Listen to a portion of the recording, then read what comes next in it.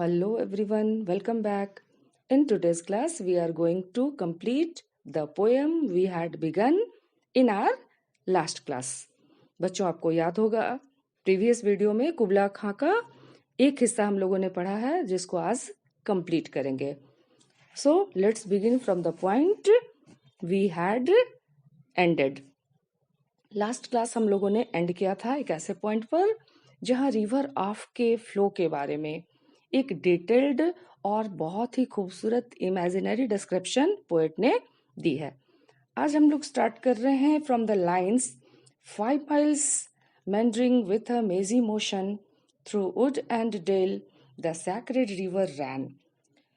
5 miles meandering, 5 मील की दूरी तक वो जो नदी का बहाव होगा वो मोशन कैसा होगा? मेजी मोशन. व्हाट इज मेज? मेज एक बहुत ही जिगजैग, बहुत ही कॉम्प्लेक्स्ड एक पैटर्न होता है. तो you can say that the motion, the flow of the river would be with lots of curvings and it will take a windy course. बहुत ही कर्विंग्स के साथ बहुत ही घुमावदार तरीके से ये नदी बहती रहेगी और कहाँ से गुजरेगी? Through wood and dale. Wood is jungle here, forest here, और डेल का मतलब घाटी. The sacred river ran and the river has been called sacred, पवित्र. तो ऑफ नदी को सैक्रेड कहा गया है और उनके फ्लो के बारे में बताया गया है. ये एक मेजी मोशन लेते हुए जंगलों से और घाटियों से गुजरती रहेगी. और ये सब कहाँ क्रिएटेड रहेगा? ये आप ठीक से याद रखिए, ये उसी प्लेजर डोम के इर्द गिर्द के हिस्से को खूबसूरत बनाने के लिए, या फिर इसको जस्ट ऑपोजिट ऐसे कहो, ये खूबसूरती जहां लोकेटेड होगी वहीं पर कुबला खां का ये जो प्लेजर डोम है वो क्रिएट होने वाला है. Then reached the caverns measureless to man and sank in tumult to a lifeless ocean. And continuing this movement, this motion, it will reach where? To a place that is measureless to man. एक ऐसे जगह पर जो कि इंसान के लिए नापना, उसके लोकेशन को एग्जैक्टली समझना भी मुश्किल है. और फिर वो उसमें सिंक करेगी. Sank is the past of sink. वो उसमें समा जाएगी, डूब जाएगी. But at that moment it will create a lot of sound, noise. Tumult is a sound word here. तो ये बहती हुई नदी तेज आवाज के साथ फाइनली किस में जाके मिक्स हो जाएगी? एक ओशन में. तो I think these 4 lines are clear to all of you. Meaningful, pay attention to these 2 lines. ये जो टमल्ट होगा, ये जो तेज आवाज आएगी, फिर से आपको वो सर्कमस्टांस, वो पूरा का पूरा इमेजिनेशन समझा दें. कुबला खां जब अपने प्लेजर डोम में बैठा हुआ या कहीं पर भी खड़ा हुआ इस आवाज को सुनेगा, जहां ऑफ नदी ओशन से मिल रही है एक बहुत तेज आवाज के साथ, तो वो क्या फील करेगा कि शायद उसके एंसेस्टर्स, उसके पूर्वज किस बात की भविष्यवाणी कर रहे हैं? वार की. Means it will a reminder, it will be a reminder for Kubla Khan जो प्रीवियसली भी वॉर्स हो चुके हैं और आगे भी जो वॉर होने वाले हैं. नेक्स्ट लाइन्स उससे भी ज्यादा इम्पोर्टेंट और हिंट कर रहा है आपको कुबला खां के फ्यूचर और या उनके पूरे डायनेस्टी के बारे में. The shadow of the dome of pleasure floated midway on the waves, where was heard the mingled measure from the fountain and the caves. वो जो शैडो होगा प्लेजर डोम का, वो फ्लोट करता हुआ दिखेगा वेव.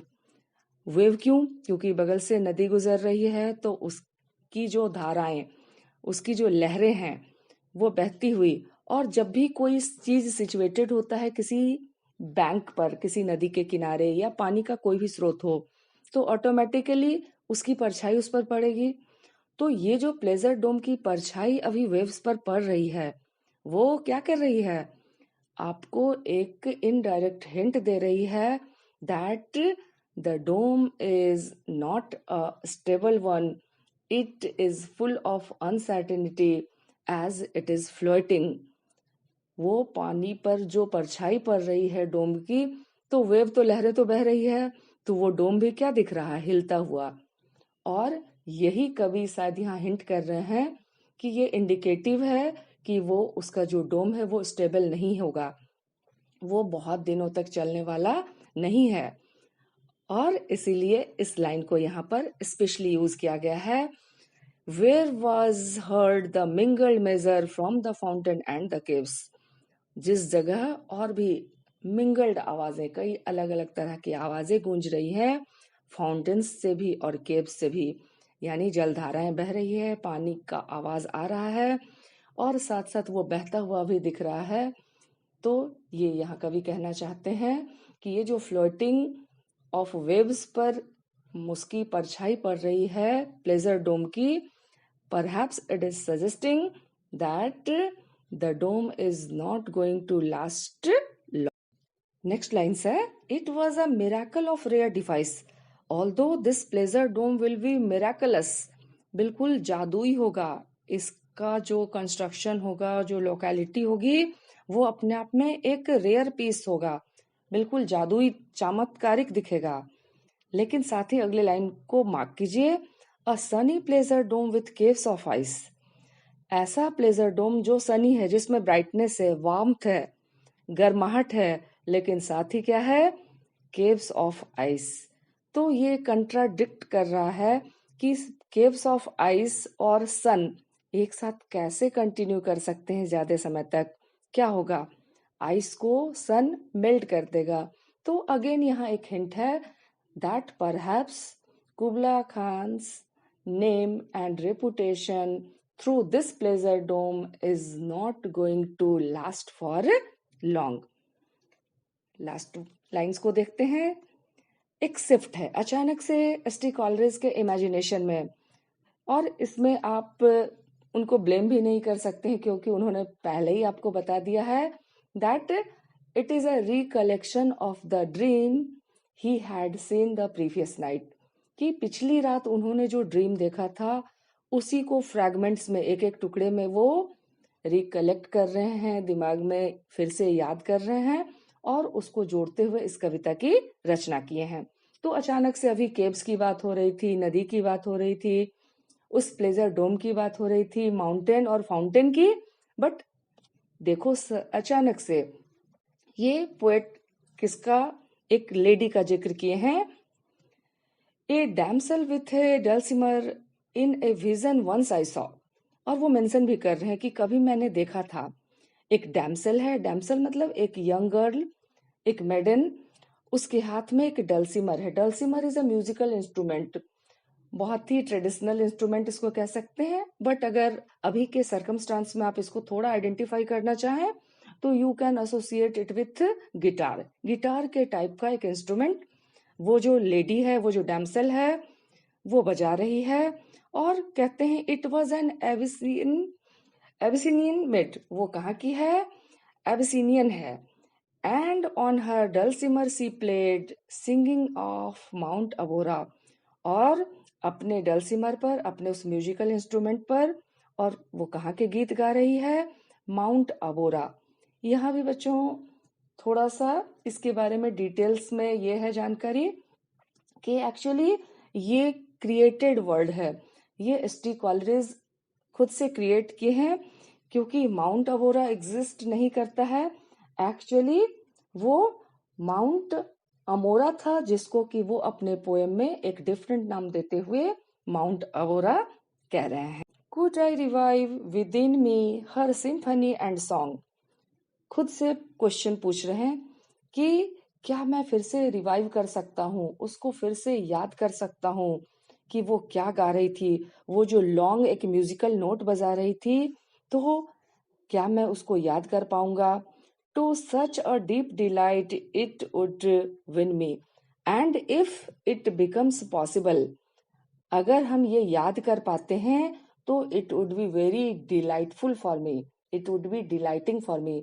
बहुत ही आनंददायक, बहुत ही खुशी देने वाला ये मौका होगा अगर मुझे वो पूरा का पूरा उस जो डैमसेल यानी उस जो लड़की मैडन के गाए हुए बजाए हुए जो नोट्स थे वो याद आ जाए, तो it would be a joyful moment for me. That with music loud and long, I would build that dome in air. अब देखो बहुत ही एक डिफरेंट एस्पेक्ट पोएम का। अभी तक कुबला खा के प्लेजर डोम की बात कर रहे थे, अब खुद को वहां वो रखते हैं कि अगर मैं चाहूं तो मैं उस लेडी के उस म्यूजिक से भी एक प्लेजर डोम बना सकता हूं। और वो कहाँ बना सकता हूं? इन एयर, हवा में। That sunny dome, those caves of eyes, and all who heard should see them there. वो सारा कुछ जो उस डोम के इर्द गिर्द आपने देखा या पढ़ा, वो सनी डोम, वो केव्स ऑफ आइस, वो सब कुछ मैं क्रिएट कर सकता हूँ। सिर्फ किसकी मदद से? अगर वो म्यूजिक, वो जो एब्सिनियन गर्ल बजा रही थी, वो म्यूजिक अगर एक बार फिर से मेरे दिमाग में, मेरे जहन में रिकलेक्ट हो जाए, तो मैं कुबला खा के प्लेजर डोम के जैसा ही ब्यूटीफुल डोम बना सकता हूँ एयर में। And all should cry beware beware, and it would B so beautiful. लोग इतने खुश होंगे या इतने आश्चर्यचकित होंगे, सरप्राइज्ड होंगे कि वो बीवेयर बीवेयर, बचो बचो। ऐसे बीवेयर जनरली हम लोग डरने के सेंस में यूज करते हैं, but you can take here for the lot of surprising notes and for the utmost note of surprise here, कि हवा में उतना शानदार किला देख के लोग ये सोच के ना घबरा जाएं कि वो अब हमारे ऊपर गिर सकता है या वो हमारा कुछ नुकसान कर सकता है। His flashing eyes, his floating hair, weave a circle round him thrice, and close your eyes with holy dread, for he on honeydew hath fed. ये देखो बहुत ही ब्यूटीफुल लाइंस। उसकी जो चमकीली आंखें होंगी, फ्लैशिंग आईज, और उसका जो फ्लोटिंग हेयर होगा, हवा में लहराते हुए बाल जो होंगे, वो एक सर्कल की तरह वीव करते हुए उसके चेहरे को 3 बार घेर लेंगे। वो सेम चीज जो कुबला खा के प्लेजर डोम के इर्द गिर्द नदी के बहाव से, झरने के शोर से क्रिएट हो रहा था, वो सब कुछ लोग कहाँ देख पाएंगे? एयर में। किसके द्वारा? अगर कवि को सिर्फ और सिर्फ उस डैमसेल के उस म्यूजिकल इंस्ट्रूमेंट पर बजाए हुए धुन की याद ठीक से आ जाए। और close your eyes with Holi dread, सब लोग आंखें बंद करेंगे। एक डर, ड्रेड डर बट होली, एक पायसनेस, उसमें एक पवित्रता होगी। क्या फील होगा? ऐसा लगता है मानो उसने क्या फीड कर लिया है, क्या ले लिया है? हनी ड्यू, इसको आप यहाँ पर अमृत कह सकते हैं। परहैप्स पोएट को क्या मिल गया? हनी ड्यू। फिर हनी ड्यू यहाँ किसका प्रतीक है, किसके लिए यूज किया गया है? उस एब्सिनियन गर्ल के द्वारा बजाए गए धुन को कहा जा रहा है कि ऐसा फील होगा कि उस हनी ड्यू के अफेक्ट में आके पोएट ने इतना सुंदर एक प्लेजर डोम क्रिएट कर दिया है, और वो भी कहाँ? एयर में। And drunk the milk of paradise, and if you see it in the air, you will feel that you are looking at the paradise. And the poem ends here, literally line wise, but it has deeper aspects, जहां कवि ये भी बताना चाह रहे हैं कि जो भी किंग्स, एम्परर्स, रूलर्स होते हैं, वो अपने नाम को बनाए रखने के लिए, अपनी यादों को लोगों के दिमाग में हमेशा के लिए अफिक्स करने के लिए तरह तरह के डोम बनवाते हैं, स्टोन स्ट्रक्चर्स बनवाते हैं, बहुत अलग अलग तरह के वो डीड्स करते हैं। But poets and writers are greater than them, जो कि सिर्फ किसी म्यूजिक को, किसी खास फीलिंग को, किसी खास सीन को इतने अच्छे से डिस्क्राइब कर सकते हैं, उसको इमेजिनेशन के इस्तेमाल से इतने खूबसूरत वर्ड्स में वीव कर सकते हैं, जो कि हमेशा हमेशा के लिए आपके दिमाग पर एक इम्प्रिंट छोड़ता है, एक इम्प्रेशन छोड़ता है, और वो ज्यादा लॉन्ग लास्टिंग होता है बजाय किसी स्टोन स्ट्रक्चर के। So this is the end of the poem. साथ ही एक और दूसरा लिंक भी हम इम्पॉर्टेंट 4-5 क्वेश्चन ही ले रहे हैं, उसको बनाए हैं, और कुछ ऐसे बहुत सारे पोएटिक डिवाइसेस यहाँ इस्तेमाल किए गए हैं, बट जो जनरली पूछे जाते हैं, सिमिली, मेटाफर, एलिट्रेशन, ये एक दो मैंने लिया है उस अलग से एक सेपरेट वीडियो में बताने के लिए। Thank you.